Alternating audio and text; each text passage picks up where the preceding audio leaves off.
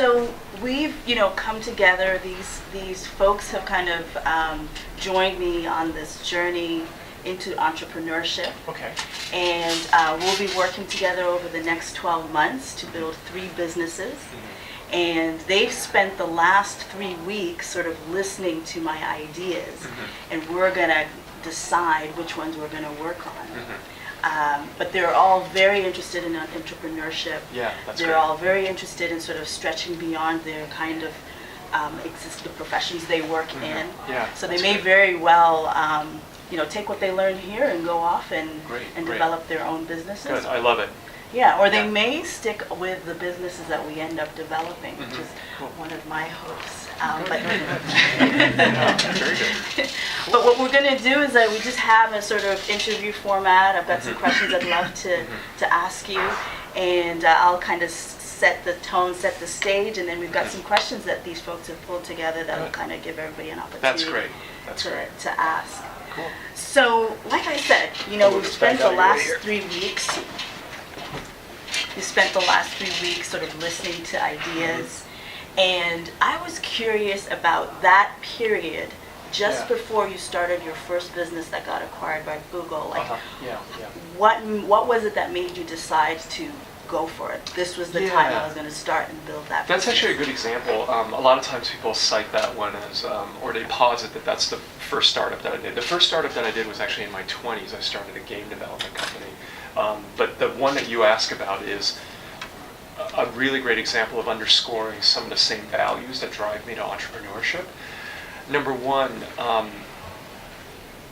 I had this light bulb go off in my head. Which would I rather have? Now, no offense to anybody who currently works at a big company. There are a lot of really great, important business skills and fundamentals that you learn at a big company, and I'm happy to spend time later enumerating what those are. I know that I've benefited from being at the big companies that I've been at. But which would you rather have? Be in a place, be in an environment where a bunch of people, a lot of people, who don't really know you very well, decide what happens to you.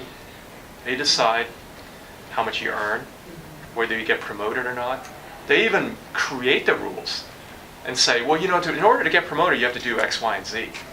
And maybe they might even change the rules on you as you're going through. Well, actually, we changed our goals, or we had a reorg, or our division charter is different. And you have to subscribe to those rules and buy into that framework. Or would you rather own your own destiny more? And you look at it from the standpoint of risk. I look at the first as being much more high risk. So there's this illusion at a big company versus entrepreneurship and doing a startup that it's safer. But I feel like that long term, over time, if you are willing to take that step and bet on yourself, the safer route, the lower risk route, is the second. So I had that realization as I was honestly struggling to figure out what I was doing anymore at the big company that I was at, which was at Microsoft. So I think you're referring to 2004 was Right. when I decided, after 12 years at Microsoft, that I decided to leave. And I had a very, very great career there. But I knew, I had a nice talk with one of my mentors, and he said, look, John, for you to go to the next step, and I was presumptuous to think that I was even able to go to the Right. next step and all of that. For you to go to the next step, that may be 7 years. That's all I needed to hear. Right? Right. So that's one thing to consider to answer your question, Yoli. It's context and how much you want to be in control of your success. The second thing that propelled me to do a startup was the fact that I felt that in 2004, and it's even more so now, the world is much more efficient, or it's much more friction-free with regards to starting new businesses. You no longer need a lot of bricks and mortars infrastructure. You don't need 100 people to build an airplane. It is just you and a laptop. or you and your buddy and a couple of laptops. That's really it. And in fact, that company that was later acquired by Google, all great things have a very small start. And our small start was just myself, 2 other co-founders. We had the laptops that we owned. We decided, I think this could be a fun thing to work on. And in fact, we weren't even that honed on the idea in the first place. What we ended up doing, that ended up being the business and the product and the cool thing that Google bought, came probably 6 months later. What was important was that we made a change, that we exhibited that we could respect ourselves and exhibit bravery and take a chance, because if not now, when, right? I'm turning 48 years old in about 6 weeks. I'm trying to do the math backwards on how old I was. I was So that old was enough 2004? 2004, yeah. So that's 11 years ago. So I was 37. I was 37 years old, and so I'm kind of looking at 40, going, if I don't do this now, when would I ever do it, right? And so that was a second thing that propelled me was that. So was the lack of friction and how much easier it is to launch startups. I think finally, the third thing was feeling like I wanted to run towards something great. And this is where, so my personal pet peeve is like when we, as the co-founder and chairman of GeekWire, and we just did Startup Day on Friday, one of my pet peeves, I admit, is when people speak in broad platitudes. You can do this, be an entrepreneur if you just believe in yourself, right?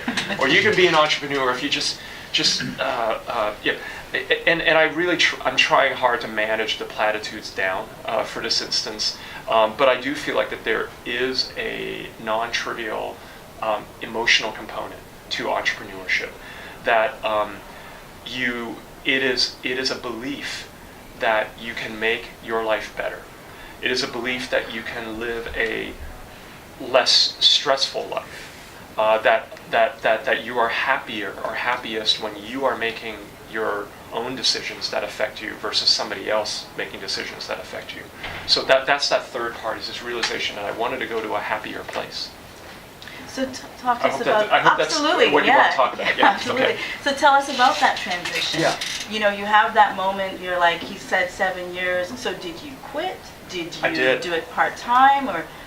I did quit, and I explored all options. I considered, well, maybe I could ask my boss if I could work 2 or 3 days a week and do something. But I, in the final analysis, I decided that I needed to really commit, for fear that something would always kind of suck me back in.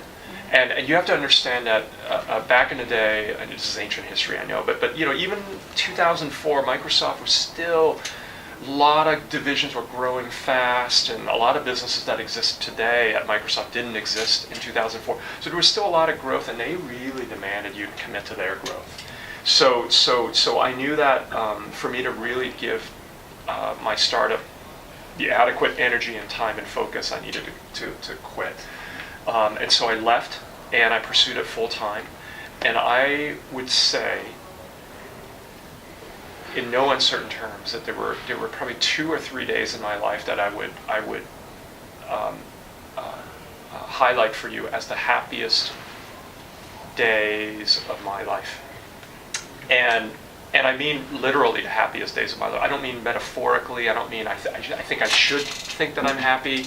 I mean I sat there and thought, wow, this is really cool, and I can't believe it felt like the whole rest of my life was a blank sheet of paper, and I could write or draw or create anything that I wanted to.